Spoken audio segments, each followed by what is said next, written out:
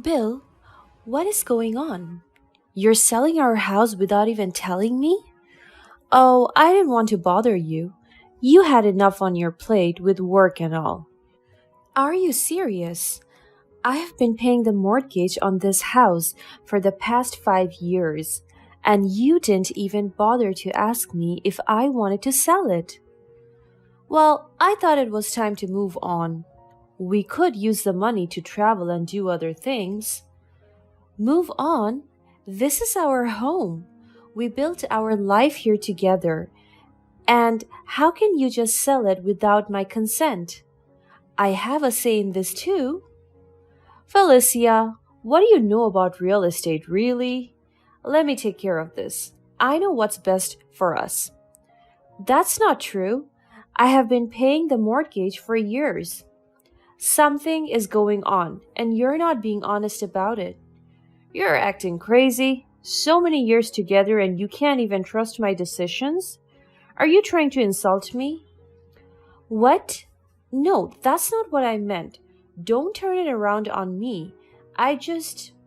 You just what? Know your place, lady. Don't you test me. My name is Felicia, and I'm in my late 40s. A few years ago, I made a decision that would change my life forever. At that point, I had been married to my husband Bill for 25 years, and together we had a son and a daughter. Our kids had grown up and moved out of the house. And as much as we loved city life, we had always talked about traveling the world together. About 5 years ago, our youngest child moved out, and we felt like it was the perfect time to make our move. Unfortunately, Bill had already changed his mind, and he didn't want to travel too much anymore. He just wanted to move back to the countryside and live a peaceful life. I was disappointed at first, but I wanted to make him happy. So we found a beautiful house in a small town, surrounded by lush green fields and rolling hills. The house was perfect, with plenty of space for our hobbies and a big garden where we could grow our own vegetables. Of course, there was still a lot of renovation to be done. Designing our dream house was not something I had always wanted to do. But noticing how Bill wasn't interested in the process, I felt like I had to take responsibility. I wanted to create a space that reflected our personalities and the life we had built together. I spent countless hours poring over plans, selecting finishes, and choosing the perfect furniture. But, as with any home renovation or construction project, things didn't always go as planned. At some point, I realized that I had accidentally gone over budget. It was a mistake that I regretted deeply, but I knew that I had to take responsibility for my actions. I took out a loan and worked hard to pay it off. It wasn't easy, but I was committed to making things right and creating the home of our dreams. While I was working to pay off our loan, my husband began to struggle with his health.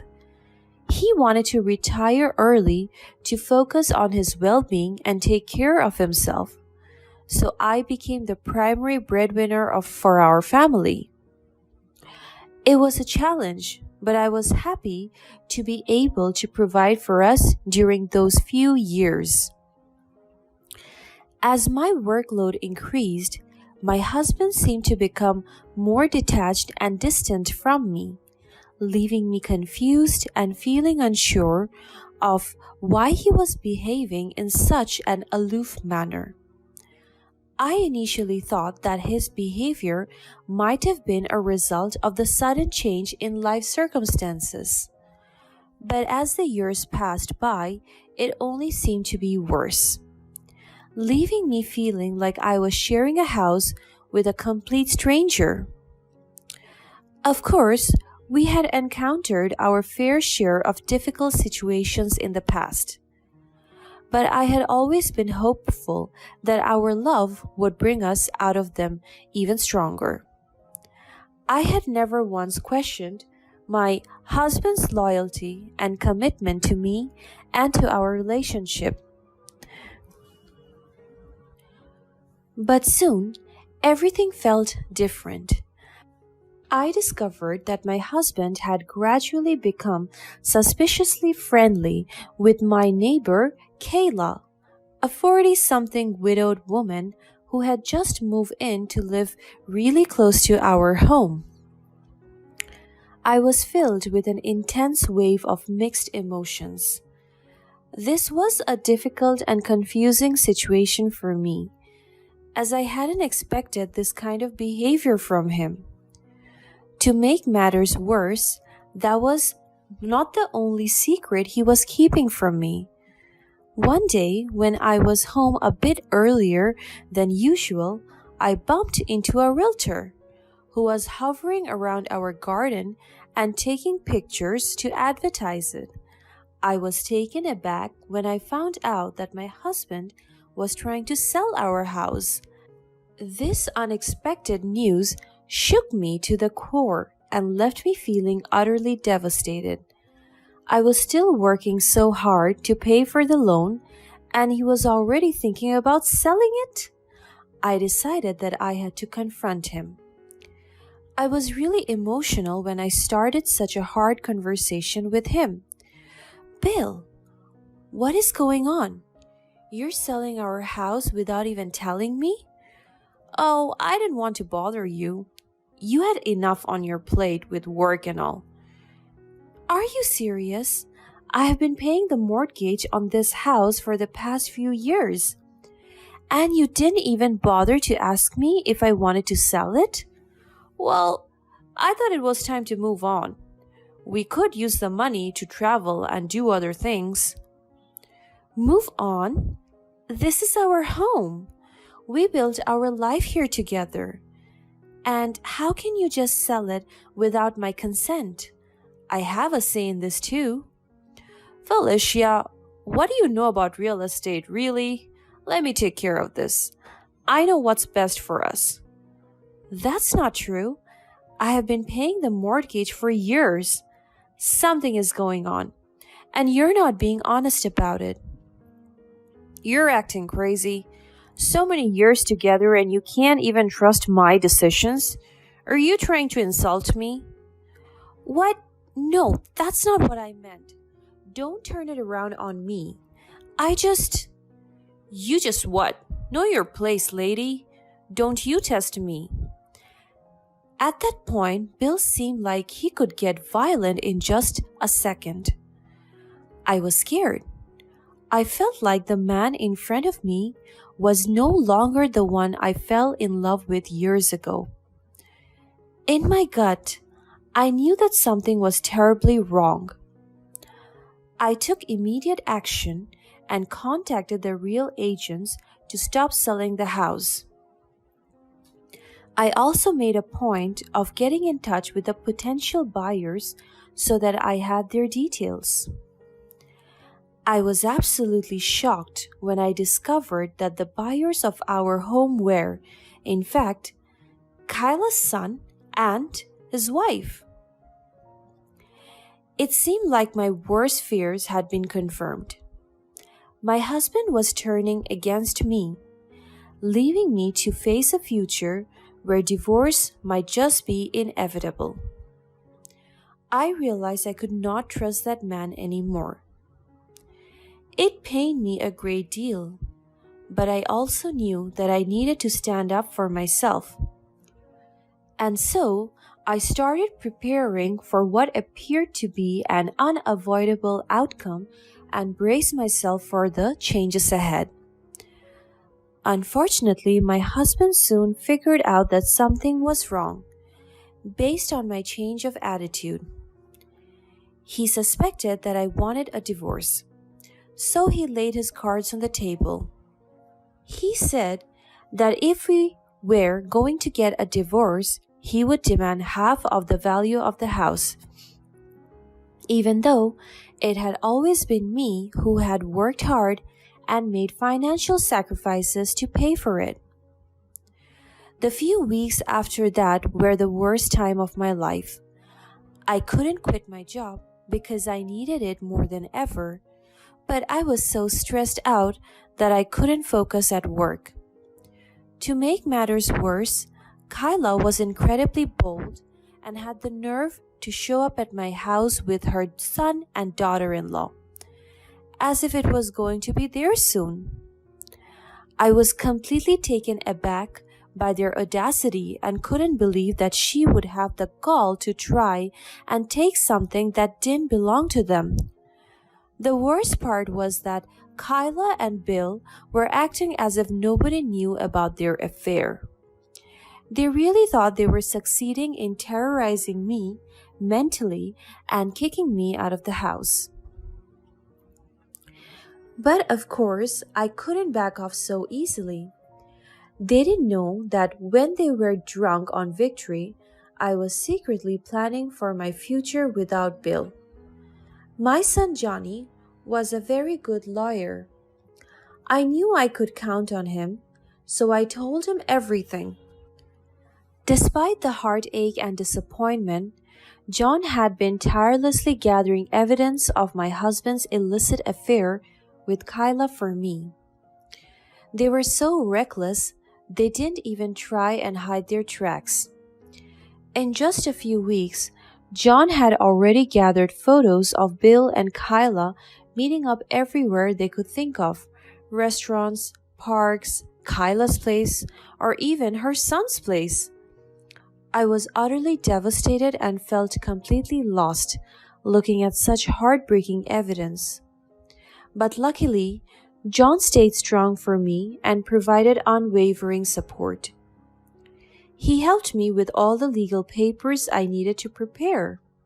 He even helped me break the news to his sister, despite how difficult it was for him. It was truly comforting to see how close the two of them were. My daughter was understandably in shock, but she was still so compassionate and loving toward me and her brother. She would call to check in on me, and we would have heartfelt conversations to help each other get through such a tough time. I'm so grateful that my kids had grown up to be responsible and reliable people, not like their dad, who had been so unreliable his entire life.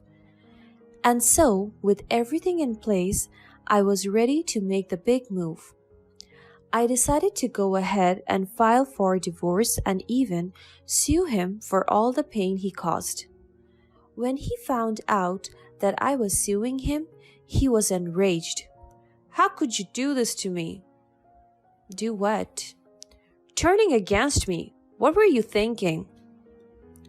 "No, Bill. I have to ask you that question." "What question?" "How could you do this to me?" "What the hell are you talking about, you wicked witch?" "You know exactly what I was talking about." "How could you possibly drag our son into this? You have ruined our family. You have ruined this for me." "No, Bill. You have ruined our family. You have ruined it for yourself. See you at court." Just like that, I moved out. I walked away and didn't look back, because I couldn't spend another minute next to that horrible human being. It pained me so much to move out of the house I had worked so hard on, but it was the right thing to do. It was Bill's dream, not mine. I loved him so much that I was ready to sacrifice my dream of traveling the world, and that was how he repaid me. I needed to face the hurtful truth and focus on the legal battle against Bill and Kyla. They didn't deserve to have what they wanted, and I was ready to stand up for myself and claim back what was supposed to be mine. After further investigation, It was revealed that Kyla was not, in fact, a widow. She had been married to a wealthy but chronically ill man. While this marriage would have come with a certain amount of financial security, it was clear that Kyla had been biding her time and waiting for her husband to pass away, so his assets would legally become hers. So it became clear Kyla was obviously a gold digger at heart. My daughter, of course, was on my side after finding out about everything. She was still heartbroken, but she was also a strong, wise young woman. As a well known marketer, she could take advantage of her connections and reach out to Kyla's husband. He was unfortunately hospitalized at that time, but he still wanted to hear our side of the story. It turned out that he had always been in doubt about his wife and was already on the fence about leaving his inheritance to her. Even more surprisingly, he said that her son wasn't even his. Kyla's son was, in fact, born during her previous marriage with another ill fated wealthy guy. So, despite all the inconveniences, Kyla's husband still chose to proceed with a divorce due to her unfaithful affair. As a result of this crazy situation, Kyla, her son, and her daughter in law would not receive anything from the inheritance. Too ashamed of everything, they soon had to move far away, and I never had to see them ever again. As for me, after months and months, I was victorious in my legal case. I was finally divorced, and my husband didn't get any share of the house due to his affair with Kyla. But worse, my husband was exposed and humiliated in front of our children. Eventually, with Kyla and her kids gone, he apologized profusely and begged for forgiveness. But I made the decision to never see him again. The thought of living out the rest of my days alone seemed daunting at the moment. But I knew I could be content and enjoy life without him by my side. After a long period of deep thought and consideration, I ultimately made the life-changing decision to use the rest of my 40s to travel around the world and explore all the amazing adventures I had dreamed of when I was still a young adult. I purchased a backpack and carried with me a small but sufficient amount of money and my passport. I then decided to sell the house and leave my job. I have been to 27 different countries since then, and I have made so many meaningful connections with fellow travelers. Just this year, I bought a beautiful house in Hawaii as my home base, where I could often host gatherings for my extended family and kids. New friends I make on the island, or even just tourists who pass by. It really felt like I had to lose someone like Bill to be able to live my fullest life. I'm happier than I have ever been. So I'm proud of myself for getting here.